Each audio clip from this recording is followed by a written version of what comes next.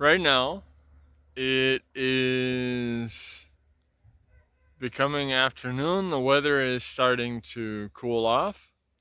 So we're hearing a bit of thunder. And pretty soon it's going to be raining. But right now, what we see is that the trees are moving. And why is that? Because there is a lot of wind here all the time. The air is very, very, very seldom still here.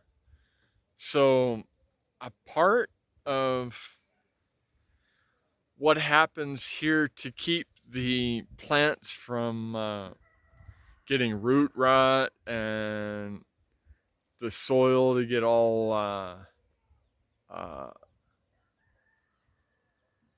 anaerobic and smelly and without much air in the soil is that the wind is always blowing here. Always, always, always blowing. It's a constant, maybe 5 to 15 kilometers per hour or something like that. That'd be around 10 miles per hour. So I don't know. It's just a guess.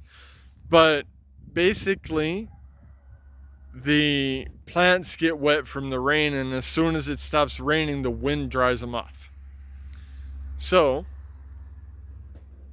what happens is the ones that are rooted in the ground have a very fluffy, mostly compost layer in the ground. And you can see this right below whatever is growing on the ground. I'll take you and show you some.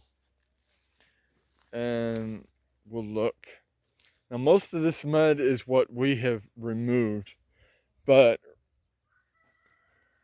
the composition is really, really, really high in organic matter, like leaves and bark and wood and whatever.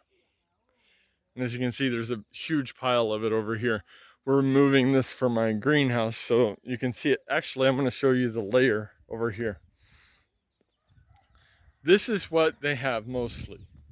And as you can see, it's basically just topsoil. Um, but it's mostly bark and other stuff that doesn't really compact much. And then rain falls on it, and then it just drains right through it and goes on down. And yeah, I know my place is a mess, but what I want to do is take you down and show you some of these plants. Now, the trees get tons of water, and they get tons of water all the time. As you can see, I've got a little piece of plastic laying on the ground here, and it rained day before yesterday, and as you can see, it's just full of water, right? But down here, we're going to go down here and look at the trees that have plants growing on them. Now, this is why anytime I suggest a jungle potting mix, it's really just pieces of wood and charcoal and like moss or spongy matter, because this is what you find on the trees.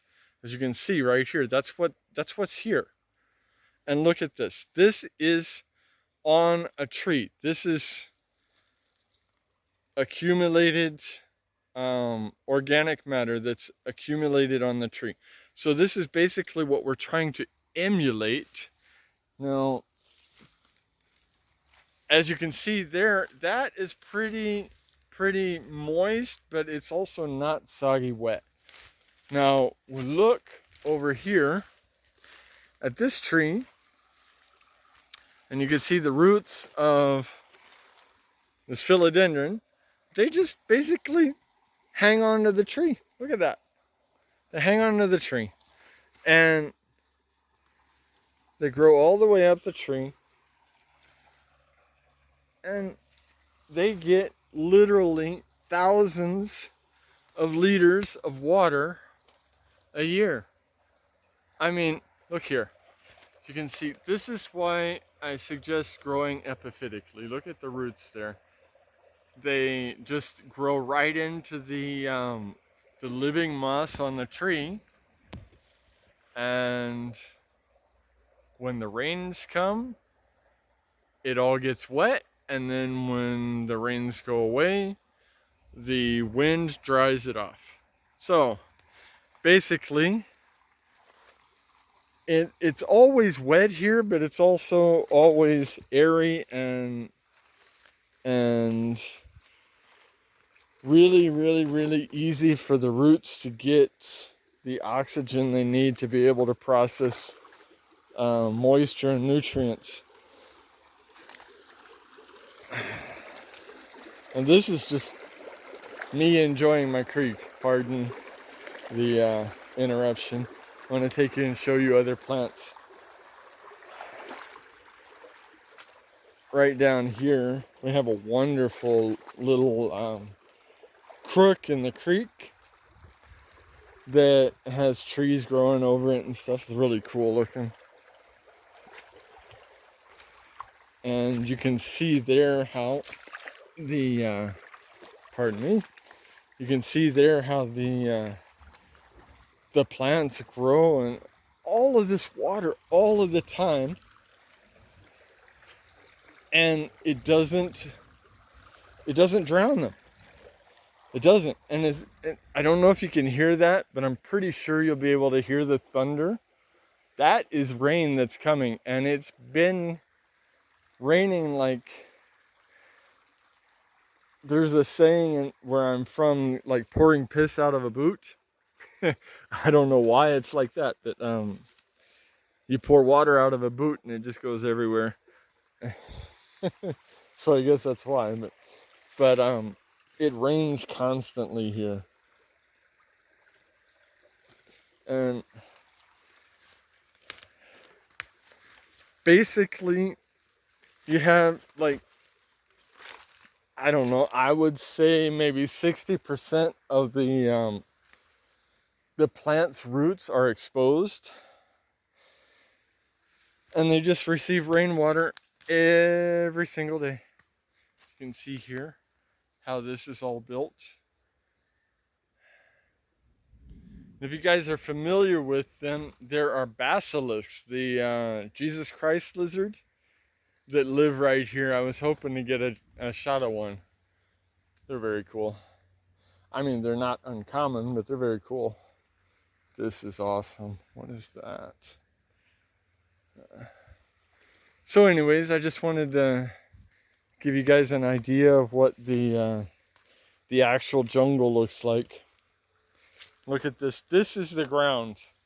This is your leaf litter and your bark and tree branches and whatever, and everything that makes up the substrate here. Most of these plants do not root much deeper than that. They root right into that, and then that's it. I'm taking you over to show you one of the veggies, philodendron serpents that we have growing up a tree here. Look at this thing. This monster is gorgeous. Look at that. Yeah. Now, we are starting to get this place organized and developed so that we can have visitors come and launch from here to go visit other parts of Colombia and see all the different jungles here. And I would like to invite everyone watching this to go ahead and get in contact with us and see about starting to plan trips to visit. Then you can come see how the the actual jungle does work. Bring rubber boots and bug repellent because you'll need both. Okay, have a nice one.